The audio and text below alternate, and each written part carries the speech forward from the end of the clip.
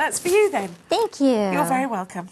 Right, what are you going to do with us now? So what I'm going to do is I'm going to make a card that is going to be a party invitation, and it's for a masquerade party. And we'll send the mask within the invitation. Like this? Right. The actual card I'm going to make is a little bit different, but it's got the same idea. Okay, right, let me put that one back. So we're just going to set the mask off to the side here, and I have my Harlequin stamp. Yeah.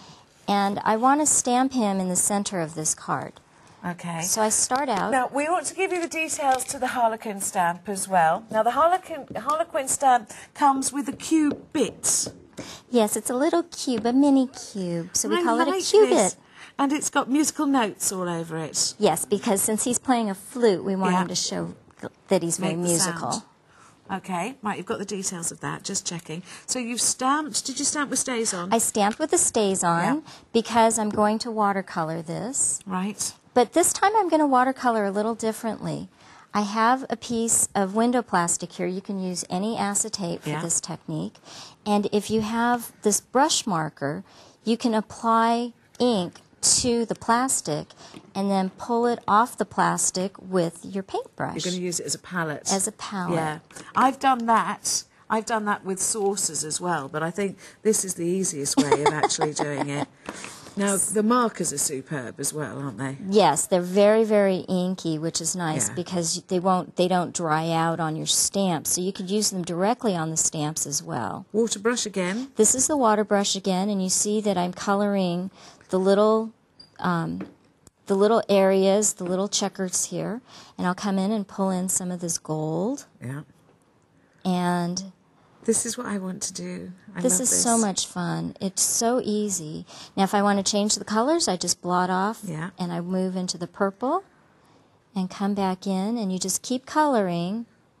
And it's okay to leave blobs of color because that's what makes it look like it's watercolor. So everybody knows it has actually been coloured rather than printed or stamped. Right. You want people to know that it's been handmade, so it's okay if there's a couple of imperfections. Yeah. Don't they go a long way? It goes a long way. Well, it just makes them better value, of course, I suppose. Oh, yes. You can have a set of brush markers for years. Yeah. Okay. Lovely. Now, the next thing that I'm going to do is I'm going to stamp the exclusive swirl here. Yeah. And I'm using another chalk ink pad. This time it's the yellow cadmium. I'm going to set the pad down. Now, this is kind of fun because you can stamp this anywhere on the card. Lovely. And you create this wonderful background. It's a dancing background, isn't it? It's kind almost of dancing. Yes, you're right. You're right. I like that analogy. And just keep stamping that. And it's okay if you don't get ink on every piece of the stamp. Actually, it looks better, doesn't it? It makes it look like it's fading in and fading out. And again, off the edges, a little twist. But you notice I'm not stamping directly on the heart. Lovely. Then the next image is going to be that music note cubit. Right. And again, I'm coming back in with the stays on because I want the music notes to stand out. So I just twist a little bit just so they look like they're dancing. Yeah. I really like that word. Yeah, it's a good one. See, it's lovely. And just keep turning that. Ah. And a couple off the edges here. Thing is, whenever they're here, whenever Stamp Addicts are with us, and I've got to say, I mean, you've travelled a long way to be with us today, so thank you very, very much. Oh, it was my pleasure. But I always buy the stamps. And it's so hard to choose. You have to get more than one. You've just got to.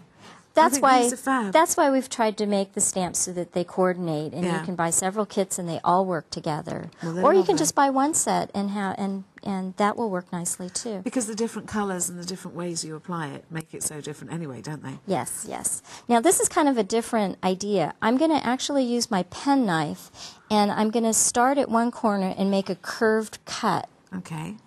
So if I just pull my knife, and believe me, you can do this. It looks a little difficult, but it's really simple. It doesn't have to be even. Most people think that it has to be exactly even, but it looks better if it's a little bit different. And then you're going to take your gold leafing pen and just make sure that the ink is coming out of the tip and run that along the edge. Lovely. And another edge here. See how easy that is? That edge creates, it creates a guideline for you. And it's beautifully finished. And then this is what I'm going to apply on my card, like so. Okay. But I'm not quite finished yet, because what I'd like to do is I'd like to highlight the harlequin, and I'm going to use a little bit of diamond glaze on that. And I'm squeezing that out in some really big glops. Yeah. But then I'll come back in with a paintbrush. I thought that was a mistake. Yes. But it isn't. Nope. Sorry. It's intentional. It's intentional, and Yeah. you just use a real thin paintbrush here, so that the harlequin will actually look glossy. Now, I have a finished one over here to show you. How long would that take to dry? This is going to take, that'll probably take about a half an hour to dry. Whoops, that's not the right one. Here's the, I forgot, I need to cut my... Okay, we'll wait for you. Sorry. Because it'll look better when you finish it properly. Let's cut that so you can see again how easy that is. And I must just give everybody a quick reminder at home. If and I'm sure you are enjoying this show, you know there are lots more Stamp Addict shows just waiting for you to find them on Create and Craft. And every single time you do, you're going to be rewarded.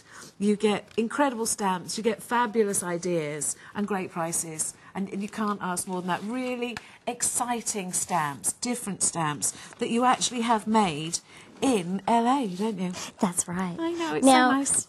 I'm getting back to the mask here. What I'm going to do is create a little pocket on the inside of the card that the mask is going to sit in.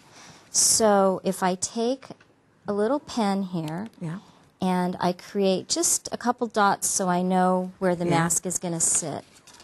Then I'm going to take my ruler, so let's go back to the ruler, and my knife, and I'm going to cut a straight slice, a little bit bigger than the mask, because I want that to fit in there. So that would slide in, just like so. So that creates that little pocket. Oh, that's a good idea. And if I did this right, my harlequin will fit right over the top. And it gives a little bit of 3D to the harlequin. And it gives as a little well, bit of dimension. Yeah. So I take my trio and add a little bit on one edge. I made this mistake when I was making the first one, and I taped the entire thing down, and then I lost my pocket. So you have to make sure that you leave a big gap in the center for the mask. And set that over the top and the bottom. And then this slides out. Is the mask to go with it?